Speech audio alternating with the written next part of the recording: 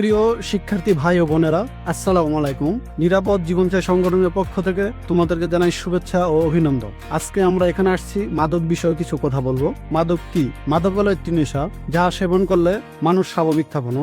মাদক সেবন করলে শারীরিক কি কি ক্ষতি হয় বলি। আপনার দেহকে আস্তে আস্তে দুর্বল করে দিবে, আপনার চেহারা সৌন্দর্য নষ্ট করে দিবে, ক্যান্সারের মতো রোগগুলি আপনার শরীরে জমাট বাঁধতে শুরু করবে। কারো কথা আপনার ভালো লাগবে না, পড়াশোনায় মন বসবে না, মানসিক ভারসাম্য হারিয়ে ফেলবে। মাদক সেবনে সামাজিক কি ক্ষতি হয়? মাদক আসক্তকারী সমাজে সবাই ঘৃণা করে, তাকে নিয়ে সমাজের সবাই ঠাট্টা তামাশা করে। তাদের পিতামাতাকে মানুষ সম্মান করে না, এমনকি তার সাথে কোনো পরিবার বিবাহ বন্ধনে আবদ্ধ হতে চায় না। মাদকের টাকা কিভাবে সংগ্রহ করে? প্রথমে নিজের বাসায় চুরি করে, তারপর আস্তে আস্তে বাহিরে চুরি, ডাকাতি কিংবা তার চেয়েও ভয়াবহ অপরাধে জড়িয়ে পড়ে। মাদক কেন সেবন করে? মাদককারী বন্ধুদের সাথে মিশা, সাংসারিক কলহ, হতাশা, প্রেম, ভালোবাসা, বিচ্ছেদ ইত্যাদি। কুকুরেরও দাম আছে, কিন্তু মাদক সেবনকারীর কোনো দাম নেই। একটু চিন্তা করেন, বাংলাদেশে যত বড় ডাক্তার, ইঞ্জিনিয়ার, জজ, ব্যারিস্টার, পুলিশ হয়েছে, তাদের জীবনে দুঃখ কষ্টের কোনো কমতি ছিল না। তারা যদি মাদক সেবন করতো তাহলে তারা এত বড় হতে পারতো না। কোনোভাবে মাদক সেবনকারীর সাথে বন্ধুত্ব করবেন না বা মিশবেন না।